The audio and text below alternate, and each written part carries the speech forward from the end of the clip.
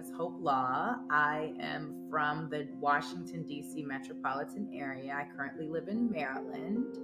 I am 37 years old. I am a mother of 3 boys. I have twins that are turning 9 in 2 weeks. And then I have a 15, almost 16-year-old who turns 16 next week. So my hobbies, things that I enjoy at this point in my life are being a mom and my nonprofit organization. I was experiencing high blood pressure. I was experiencing swelling in my joints, my knees, my arms, my hands, my feet. I began experiencing bruising shortly thereafter. So I would say about in the beginning of 2021 is when it all started. And then it progressed to, so we had the high blood pressure. It progressed to having tachycardia, extremely high heart rate. And then the last symptom before my diagnosis, I began having a butterfly rash on my face. So that butterfly rash is typical of lupus. So I was, I had tons of lab work. I saw my doctor upwards of 20 times in that year, my family practitioner. I'm a fierce advocate for myself. So I knew something was wrong. I'm very in tune with my body. I was healthy at the time. I knew that, the symptoms were not normal. However, high blood pressure does run in my family on both sides. So the doctors were saying, they kept giving me these diagnoses in between before I found the cancer. So the first one was, just hereditary hypertension. I was told that I needed to lose weight.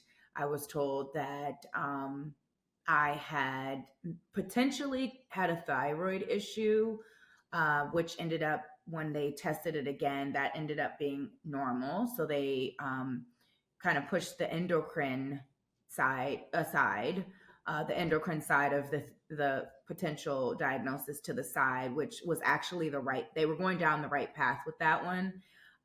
Because adrenal cancer is an endocrine related disease. And then when the butterfly rash developed, the doctor said, my ANA was off, which was my inflammatory marker.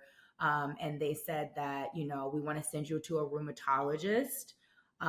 So the rheumatologist said, yes, with the ANA being off, with the butterfly rash, the joint pain, all of these symptoms do align with lupus. So they gave me a diagnosis of lupus. I began taking a medication in September of 2022. And within 5 days, I had gained 10 pounds. I developed a very swollen, it was a steroid. So I had like moon face. And I started developing really bad chest pains. So after that, I called the doctor. I said, I think I might be having a reaction to this medication. And I was told to go to the ER. So I went to the emergency room and they did an EKG. They did some basic blood work and told me I was fine and that I could go home. So I went home, I laid down, and when I got back up, my chest pain was so bad and I had such shortness of breath that I couldn't take 3 steps without really labored breathing. So I went back to another emergency room that next morning, and that's when they discovered the cancer. So they did an ultrasound of my abdomen and they found the mass on my adrenal gland. And at the time it was 8.5 centimeters. And so they then, of course, they did the ultrasound, they saw it, they did the CAT scan there in the ER, and that's when they were able to really get a good look at it. And according to the size, the thought was that it could be malignant, but the rarity of the cancer and the lack of knowledge that a lot of physicians and medical practitioners have, they were like, this is such a rare cancer, chances that it's malignant are really rare. You're young, you're healthy. We think that, you're going to be okay. But they admitted me anyway. When I found out, so it was the day before my oldest, and this part always gets me choked up.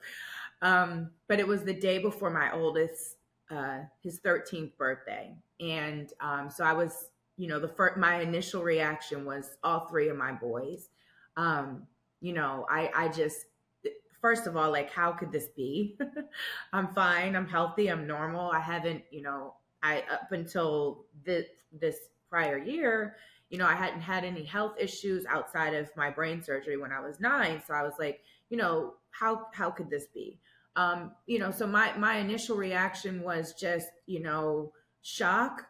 But aside from that, it was, if this is cancer, what's going to happen to my children? If I'm no longer here.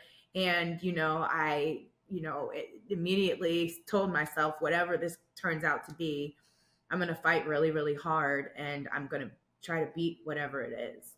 But that was my only thought, was my children at that time. The first step for most cancers is to biopsy. So that was their initial thought. I am really, really grateful that they did not biopsy it, because with adrenal cancer, the first rule of thumb is you absolutely 100% do not biopsy adrenal cancer. It is such a delicate tumor that if you biopsy it, you run the risk of rupturing the tumor, which can cause metastasis in the adrenal bed and other areas. So the goal with the best chance for a cure with adrenal cancer is to resect the tumor completely with clean margins. So biopsying is really not an option. So I was admitted. They wanted to biopsy it. The hospital was actually unable to accommodate the biopsy. We were going into the weekend. And so I'm so grateful that they didn't. So they just did, I was there for 5 days. They did other scans. I missed my son's birthday, which was the worst day of my life. And they released me and told me to go, follow up with a surgical oncologist there at the hospital. So I went home. I followed up with that surgical oncologist, and then I actually followed up with Johns Hopkins Hospital in Baltimore, Maryland, which is ultimately where I had my surgery done, just because I'm familiar with the hospital, and they did perform my brain surgery when I had a tumor when I was younger. Dr. Lila Morris Wiseman performed my surgery. She's done open adrenalectomies, many of them. So I was, they of course needed to get that tumor out immediately. They were thinking that it had invaded my kidney and possibly in my IVC, which is the main artery in your abdomen. So they prepared for that. So there was a cardiac surgeon in the room, and there was a kidney or abdominal oncology surgeon in the room, as well as my surgical oncologist, just in case anything else was discovered.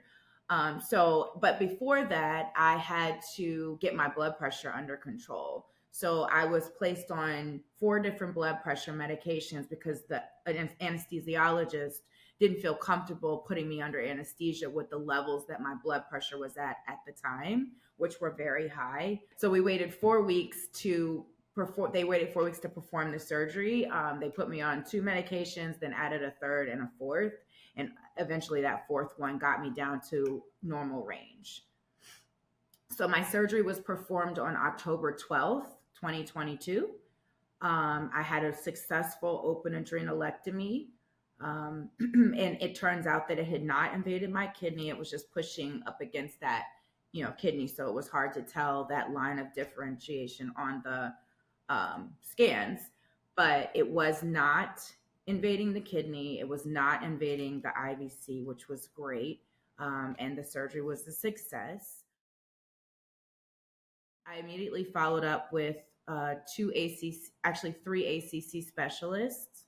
And so I am being treated at the National Institutes of Health at the NIH, by Dr. Del Rivero. I'm also treated at Columbia Presbyterian in New York by Dr. Foho. So they agreed on mitotane, which is a drug that I'm still currently taking, which is the only FDA approved drug for adrenal cancer. So I started that about a month later. I was placed on replacement steroids to, offset the lack of hormones that would be naturally produced by the adrenal glands.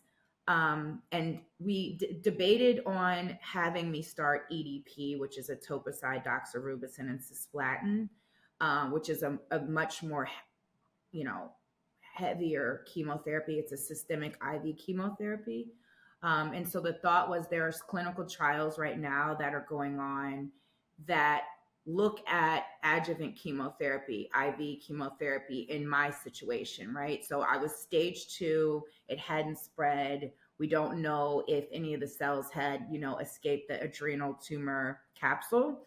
My cancer was right at the cusp of the cancer. So the thought was, some of those cells may have escaped. So, do we do EDP? Do we try to attack these cells before they manifest and, grow into a bigger problem? Or do we wait and see, and hope that nothing got, outside of that tumor and that the mitotane will be strong enough to stop anything that might be circulating in my bloodstream? So ultimately, with my specialist, we decided that we were going to wait on EDP, just given the fact that I had clean margins. And, EDP is a very harsh chemo. And so I asked my specialist, I said, how will I know if the EDP is working if we don't know what, if there's any cancer cells there? And he said, we won't.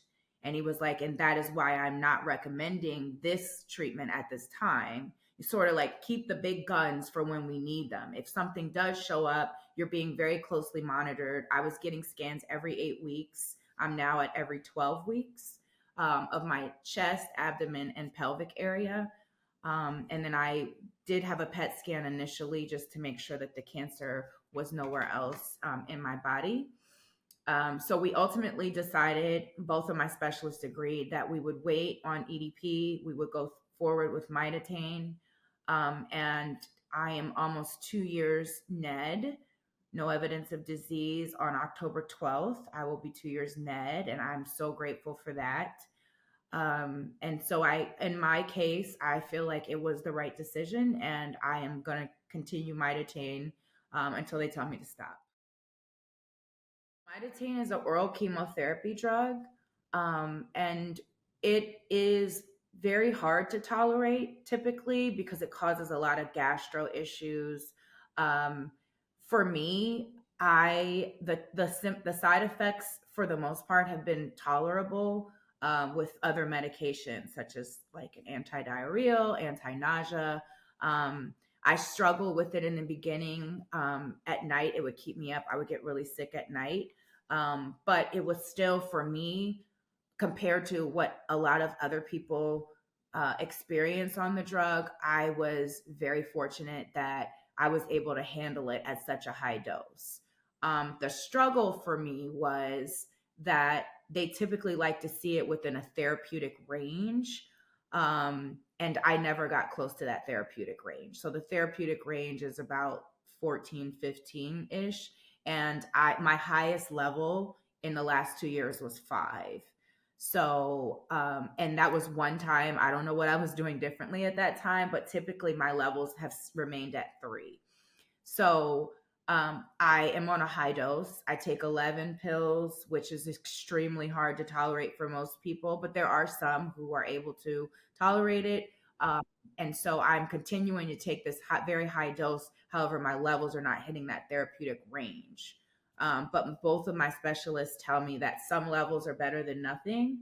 And as long as I'm able to, tolerate it, and they do take my quality of life into consideration, that they want to see me continue on for, as long as they recommend. With regards to my mental health, it comes in waves. It's been a struggle for me. The first initial diagnosis, I would say the first 6 months felt like grief. I felt like I was going through the stages of grief. Um, and it really was that. Like, first, you have to accept it, and then, you kind of go through these stages. I realized early on that I was grieving this life that I thought that I was going to have. And in that initial part of my journey, I thought, that life is over. I'll never have that life again. I don't even know if I'll be able to, um, see my children graduate, like that, this whole life, this beautiful life that I wanted to provide to my children. I didn't know if I was going to be able to provide that to them any longer. And so I had to grieve that, the joy of the future. And that was really hard for me. And I truly believe, like, as a mom and as a single mom, I believe that there's a huge gap out there, and there's a whole world of mothers who are facing cancer. And learning to live with cancer and be a mom is the hardest part of this journey for me. um because you have to wake up every day and put your game face on, for your children. And I got immediately all of my kids into therapy, including in myself, because I knew that they would need somebody to talk to.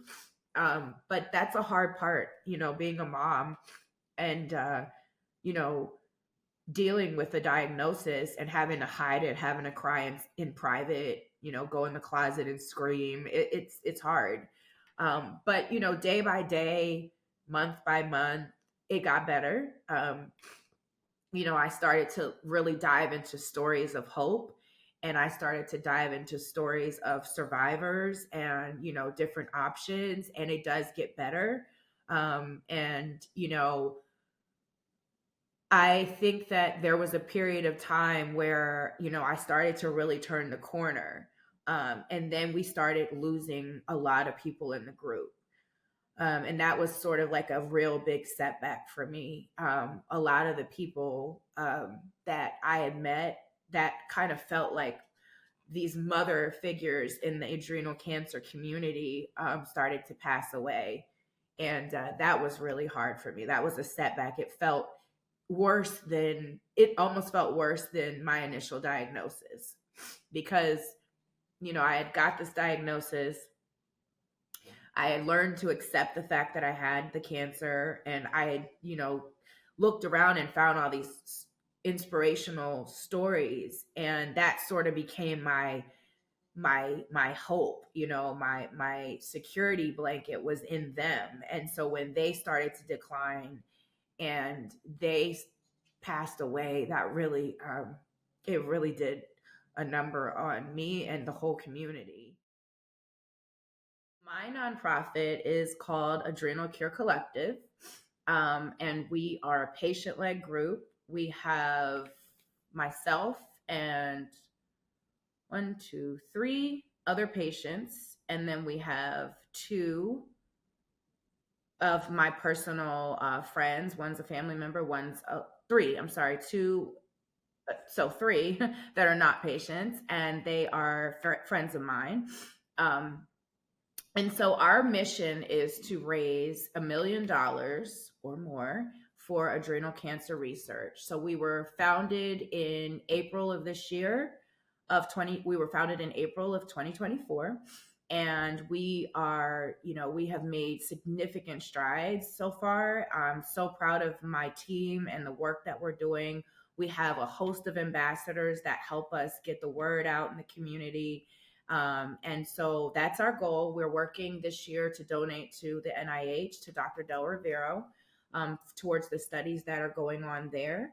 But our goal is to just be a voice for the adrenal cancer community, to raise awareness and to raise money for research, for better treatment options and for a cure. So we have our first inaugural ACC Warrior Weekend. It's going to be held in Washington, D.C., and I'm really looking forward to it. We're going to have a gala. We have a patient panel that's sponsored by the company that actually manufactures the only approved FDA approved drug for adrenal cancer, which is the mitotane. So they're going to be present. We're going to have a patient advisory panel, and then we're going to have a 5K for everybody on the following that Saturday. So I'm very excited. It is so important for us to have platforms, nonprofits, and ways to share our story. Like your platform, the patient story. And there are patients out here. Like when I was first diagnosed, I didn't have a clue what I was doing. I have a rare cancer. So I think it's twofold. So it's information and awareness, and then there's the hope side of it, right? So hearing stories, feeling connected to other patients is so important. Hearing their journeys and how they have plowed through different treatments, and just an understanding of what you're embarking upon is so important, especially as a new patient when you're out there searching for information. I would urge anybody who comes across my story with any type of cancer or disease in general is to advocate for yourself fiercely, unrelentlessly, shamelessly, because it is in that advocation for ourselves that we are going to,